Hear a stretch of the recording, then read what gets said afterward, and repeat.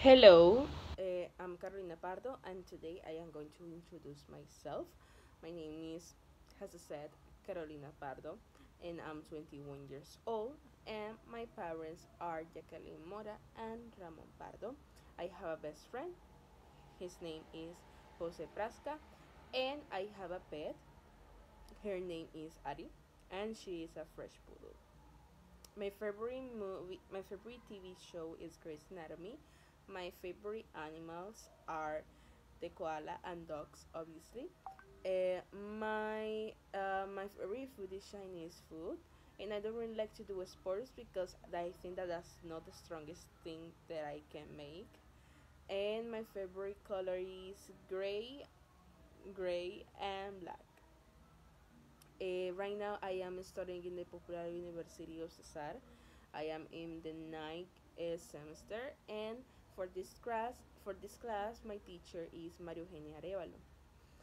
Right now, I am in the place where I really don't know what am I going to do with my life, um, because I'm having some difficulties.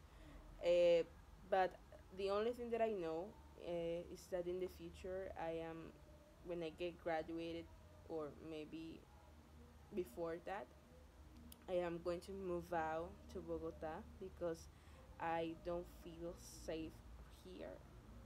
For example, I don't feel safe to go out for security reasons.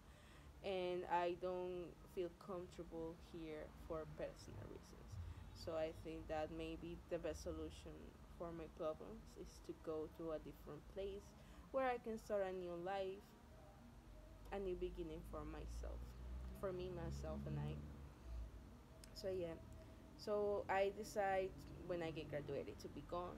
So start a new life in a different city.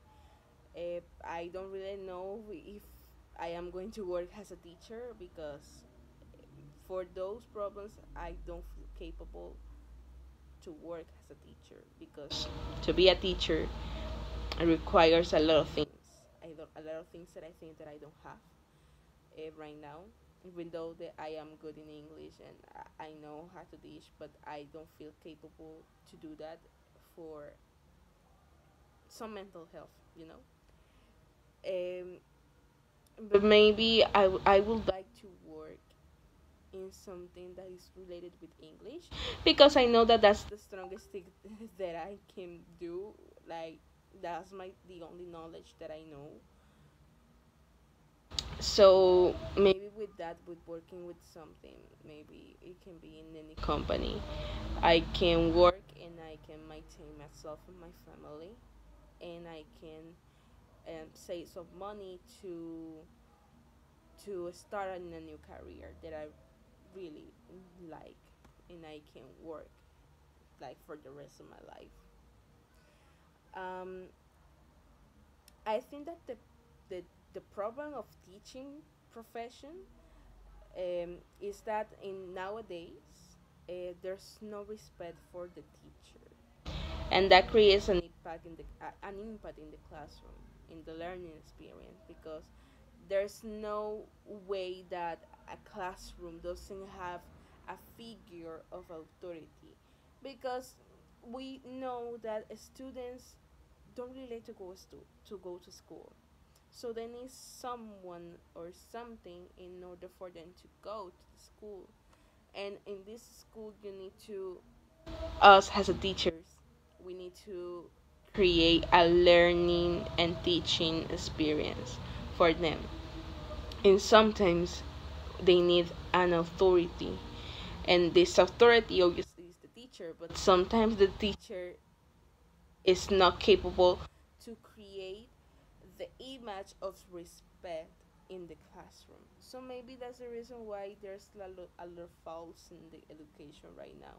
But the fault is not for the teacher. I think that uh, the problem that we have right now in education is between the teacher and the student. Because if the student is not doesn't realize the the role that they have in the society, they are not going to understand what they are studying. They are going to ask themselves, why am I studying? Why this is going to be worth it for me? And that's the reason why the teacher needs to be the figure of authority in the classroom in order for them to guide the new generations to a different future, because right now we are not good. So yeah, and we know that maybe no, most of the students like to do all of the things by themselves. They don't like to learn by themselves, so that's the reason why we are in the game. And that could be a research problem. Why these students don't see the teacher as a figure of authority in the classroom? That's a really good question for a research problem, because I think that for me, research problems are it's like the feedback that we gave to the students when they are doing something wrong. I think that that's one of the most important things that the teacher needs to do in the classroom, in every classroom, for me, because it's going to create an impact on you, on yourself, in order to verify, okay, what's wrong with me, what am I going to do to be better with the student itself, in order to improve the teaching and learning experience. So yeah, when I write for a research problem, I made like this kind of problems when I was working with my teachers. And I think that the first thing that needs to be verified is the problem. When you write for a research problem, you need to know, okay, what is the problem, and then you are going to ask themselves why this is happening. So in that case, if you want to know what is happening, you need to understand the issues that the students are having, because we need to understand that the student itself is a whole war. So they are going to be different factors that they are going to have in order um, to have a kind of behavior. So for me, I think that that's one of the things that we need to verify with them. What is the problem? What can I do to resolve the issue? What the students can do to resolve the issue? Because remember that in the classroom there are two people, the student and the teacher, and these two are needs to be a team itself. And so yeah, the importance of the feedback is really important, and it's going to create an impact of them, because if you ask those questions, they are going to realize that you are taking care of them. And sometimes they need that. They need to know that you are not like, okay, do this, do this, do this. You are understanding them. So I think that they need that. One of the for me, the three biggest problems, or three biggest challenges that the teaching profession has, is being inclusive, being consistent, and the empathy that we have. The first one, that is inclusive, we need to understand that we are living in a generation that is like a whole new world, that is not the same that like before.